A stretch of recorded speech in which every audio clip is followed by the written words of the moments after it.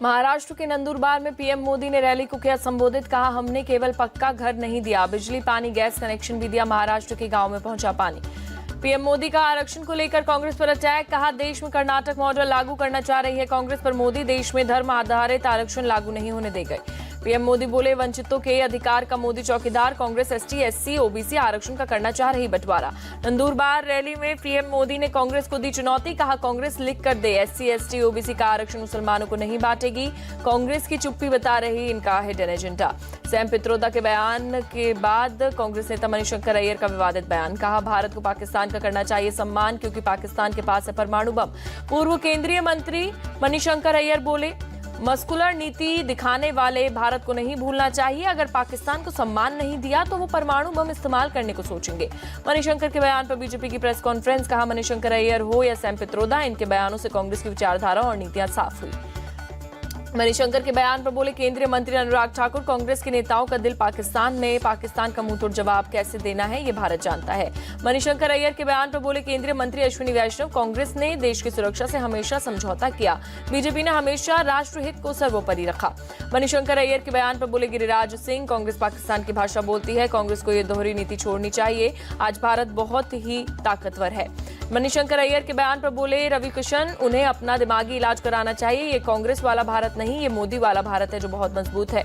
मणिशंकर के बयान पर बोले UP deputy CM Keshav Maurya, चुनाव में करारी हार की संभावना देखकर बौखलाए कांग्रेसी, जिन्हें भारत की सेना पर भरोसा नहीं वो जाए पाकिस्तान। मणिशंकर अय्यर के बयान पर बोले छत्तीसगढ़ के डिप्टी सीएम विजय शर्मा, उनका और उनकी पार्टी का भाव शुरू से ही ऐसा है, इसलिए वे ऐसा सोचते हैं। मणिशंकर के बयान पर बोले कांग्रेस उम्मीदवार उदित राज। मणिशंकर अय्यर पार्टी में किसी ऑफिशियल पद पर नहीं, पाकिस्तान पर उनका बयान उनकी निजी राय। सैम पित्रोदा पर बोले महाराष्ट्र कांग्रेस अध्यक्ष नाना पटोले, पार्टी ने पित्रोदा से इस्तीफा मांगा था, देश को विभाजित करने वालों का समर्थन नहीं करती कांग्रेस। उद्धव गुट के नेता संजय राउत बोले बीजेपी को औरंगजेब पर क्यों उमड़ रहा है प्यार, गुजरात में हुआ था औरंगजेब का जन्म, उसने महाराष्ट्र पर किए बार बार हमले। कांग्रेस महासचिव जयराम रमेश ने कहा, 3 चरण के चुनाव के बाद साफ है कि दक्षिण में बीजेपी साफ और उत्तर में हाफ इंडिया गठबंधन की जबरदस्त जीत होगी। एमपी के रतलाम में कांग्रेस उम्मीदवार कांतिलाल भूरिया के बयान पर उठा विवाद। कहा, हर महिला को 1 लाख और जिसकी 2 पत्नी उसे 2 लाख देगी कांग्रेस। कांग्रेस नेता कांतिलाल भूरिया के बयान पर बोले शहजाद पूनावाला, कांग्रेस महिलाओं का नहीं करती है सम्मान, कांग्रेस नेता महिलाओं के समझते हैं सामान।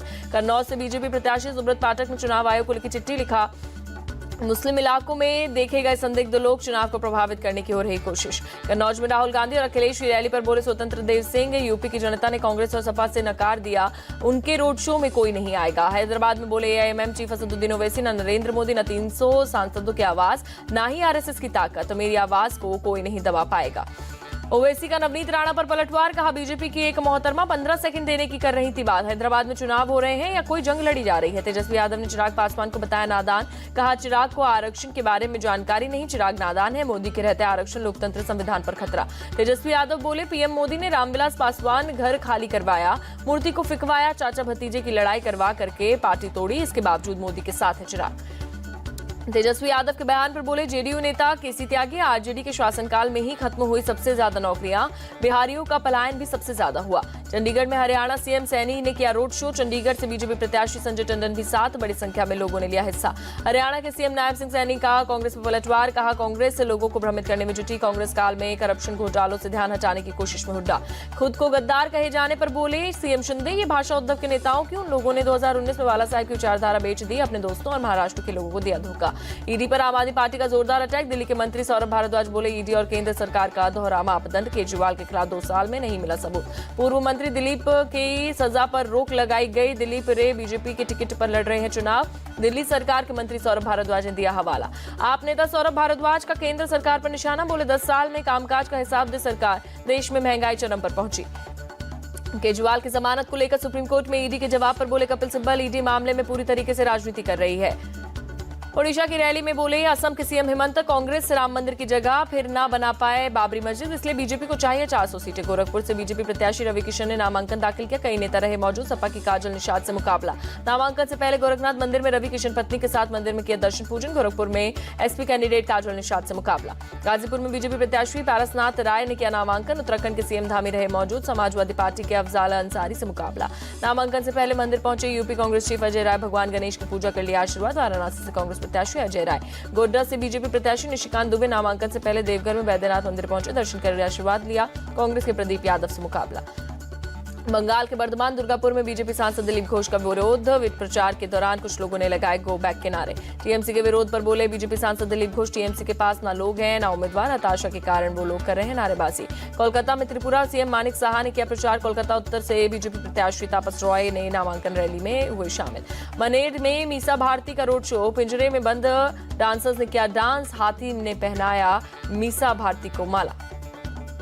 तेलंगाना के खम्मम में आदिवासियों ने किया चुनाव बहिष्कार। एक गांव के 200 आदिवासी वोटर्स के लिए बैनर लगाए, जरूरी सुविधाओं की कमी का जताया विरोध। श्रीलंका की जेल से रिहा हुए भारत के 3 मछुआरे। रिहा होने के बाद चेन्नई पहुंचे तीनों मछुआरे। बेंगलुरु में बीजेपी युवा मोर्चा के कार्यकर्ता प्रवीण नेट्टारू की हत्याकांड का मुख्य आरोपी गिरफ्तार। एनआईए ने आरोपी मुस्तफा पाइचर को अरेस्ट किया।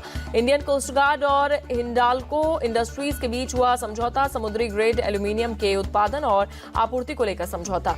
उत्तराखंड के रुद्रप्रयाग में श्री केदारनाथ धाम के खुले कपाट। विधि विधान और वैदिक मंत्रोच्चार के साथ की गई बाबा की पूजा, भक्तों ने किए दर्शन। केदारनाथ में मंदिर के कपाट खुलने के दौरान पुष्प वर्षा। मंदिर पर आसमान से हेलीकॉप्टर से बरसाए गए फूल। मंदिर के कपाट खुलने के समय सीएम धामी रहे मौजूद। सीएम की पत्नी गीता धामी भी साथ रही। मंदिर में बाबा केदारनाथ के किए दर्शन। केदारनाथ धाम में पूजा के बाद बोले सीएम धामी, पीएम मोदी के नाम पर की पहली पूजा। बाबा के सभी भक्तों का उत्तराखंड में स्वागत। देश भर में आज अक्षय तृतीया की धूम। अयोध्या में रामलला के दर्शन के लिए उमड़ी भक्तों की भीड़। पुणे से भेजे 11,000 हापुस आम, मौसमी फल भी भेजे गए अयोध्या। अक्षय तृतीया के मौके पर भगवान रामलला को भोग में अर्पण। प्रयागराज में संगम तट पर श्रद्धालुओं की भारी भीड़। अक्षय तृतीया के मौके पर भक्तों ने लगाई आस्था की डुबकी। सीएम योगी ने गोरखनाथ मंदिर में की पूजा। अक्षय तृतीया के मौके पर शक्तिपीठ में किया रुद्राभिषेक। अक्षय तृतीया के अवसर पर हरिद्वार में उमड़ी भक्तों की भीड़। श्रद्धालुओं ने लगाई गंगा नदी में आस्था की डुबकी। भगवान परशुराम की जयंती आज। पीएम मोदी ने पोस्ट कर लोगों को दी शुभकामनाएं। लिखा, उनके आशीर्वाद से सभी को जीवन में मिले नई ऊर्जा। आंध्र प्रदेश के तिरुपति में राजस्थान के सीएम भजनलाल श्री वेंकटेश्वर स्वामी मंदिर में परिवार के साथ किए दर्शन पूजन। विशाखापट्टनम में भगवान लक्ष्मी नरसिम्हा स्वामी चंद्रोत्सवम सिंहाचलम मंदिर में दर्शन के लिए भक्तों की लगी कतारें।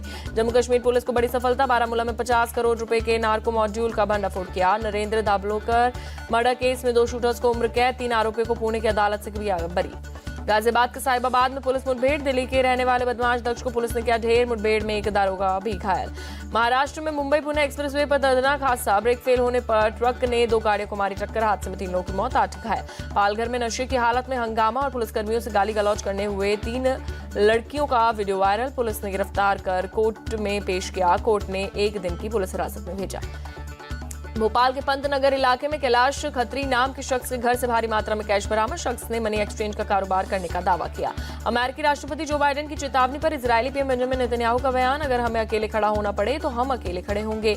इजरायली सेना के प्रवक्ता डैनियल हगारी ने किया साफ, गाजा के राफे में सैन्य अभियान के लिए हमारे पास वह सभी हथियार जो हमें चाहिए। इजरायल के टेल अवीव में सरकार के खिलाफ प्रदर्शन। हमास के बनाए बंधकों की रिहाई के लिए किया विरोध प्रदर्शन। कैम्ब्रिज में इजरायल हमास युद्ध के खिलाफ छात्रों का प्रदर्शन। पुलिस ने कई प्रदर्शनकारियों को हिरासत में लिया। स्वीडन के माल्मो में फिलिस्तीन के समर्थन में मार्च। प्रदर्शनकारियों ने फिलिस्तीन आजाद होगा और इजरायल एक आतंकवादी देश है के लगाए नारे।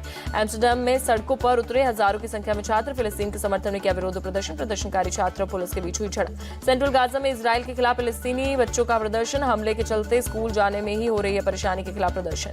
राफेल पर इजरायली हमले की पाकिस्तान ने की निंदा। कहा, इजरायल ने एक बार फिर से अंतर्राष्ट्रीय मानवीय कानूनों का उल्लंघन किया।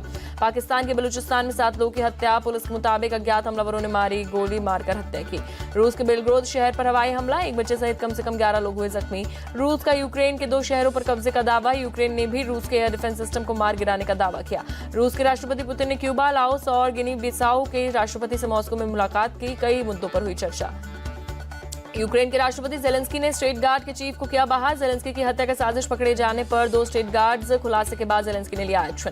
अमेरिका के सॉल्ट लेक सिटी के पास यूटा पर्वत पर लैवलांच। 2 स्कीयर की मौत, 1 को रेस्क्यू किया। दक्षिणी ब्राजील में आई बाढ़ ने मचा हाहाकार। कई घरों पर घुसा पानी। प्रशासन का रेस्क्यू ऑपरेशन जारी। यमन के हूती विद्रोहियों का बड़ा दावा। अदन की खाड़ी में 2 कंटेनर जहाज पर मिसाइल से किया अटैक। हंगरी के दौरे पर चीनी राष्ट्रपति जिनपिंग। पीएम विक्टर ओबन से मुलाकात की। कई मुद्दों पर हुई चर्चा। अमोनिया में प्रधानमंत्री निकोल पाशिनियान के इस्तीफे की मांग को लेकर प्रदर्शन। अजरबैजान के साथ सीमावर्ती गांव के विवाद को लेकर मांगा इस्तीफा। सेनेगल के डकार में रनवे पर लैंडिंग के वक्त एक बोइंग 737 विमान फिसला। विमान में लगी आग, 10 यात्री हुए जख्मी।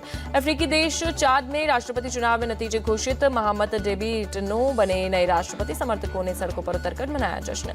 आईपीएल में गुजरात टाइटंस और चेन्नई सुपर किंग्स के बीच टक्कर आज। अहमदाबाद में होगा मुकाबला। शाम 7:30 बजे शुरू होगा मैच। गुजरात और चेन्नई का अब तक 6 बार हुआ आमना सामना। दोनों ही टीमों के बीच 3-3 मैच जीते। रॉयल चैलेंजर्स बेंगलुरु ने पंजाब किंग्स को 60 रन से हराया। बेंगलुरु के प्लेऑफ में क्वालिफाई होने की उम्मीद बरकरार। मुंबई इंडियंस के बाद पंजाब किंग्स भी प्लेऑफ रेस से बाहर। पंजाब लीग राउंड से बाहर होने वाली दूसरी टीम बनी। प्लेऑफ में पहुंचने के लिए बेंगलुरु को आखिरी दोनों मैच जीतने होंगे। दूसरी टीमों के नतीजों पर भी निर्भर होना होगा। धर्मशाला में पंजाब ने टॉस जीतकर गेंदबाजी चुनी। पहले बल्लेबाजी करते हुए आरसीबी ने 241 रन का बड़ा स्कोर बनाया। विराट कोहली ने खेली विस्फोटक पारी। 47 बॉल में 92 रन बनाए। प्लेयर ऑफ द मैच बने। लगातार तीसरी बार 1000 के पार पहुंचा। आईपीएल में छक्कों का आंकड़ा। पिछले सीजन में कुल 1062 छक्के लगे थे। हार्दिक पांड्या की कप्तानी से खफा हुए इन मुंबई इंडियंस के सीनियर प्लेयर्स। आईपीएल सीजन 17 के बाद एमआई मैनेजमेंट ले सकता है बड़ा फैसला। 5वें और आखिरी टी20 में भारतीय वुमेन्स क्रिकेट टीम ने बांग्लादेश को 21 रन से हराया। सीरीज पर 5-0 से किया कब्जा। पेरिस ओलंपिक में भाला फेंक प्रतियोगिता में 3 भारतीय पदक की रेस में होंगे। जेवलिन थ्रोअर नीरज चोपड़ा का बड़ा बयान। सुपरबेट रैपिड शतरंज टूर्नामेंट में डी गुकेश ने पहली दोनों बाजियां हारकर की शानदार वापसी। आर प्रज्ञानंदा और विंसेंट कमी को हराया। मुक्केबाज निखत जरीन के लिए उपकरण खरीदने को मिली मंजूरी। खेल मंत्रालय की मिशन ओलंपिक इकाई ने प्रस्ताव किया मंजूर। टेबल टेनिस खिलाड़ी अचंता शरद कमल जर्मनी के डेसेल्डॉर्फ में करेंगी प्रैक्टिस। खेल मंत्रालय ने प्रस्ताव को दी मंजूरी। भारतीय टेबल टेनिस खिलाड़ी मनिका बत्रा का ग्रैंड स्मैश टूर्नामेंट में शानदार सफर खत्म। जापान की हीना हयाता ने 1-4 से हराया।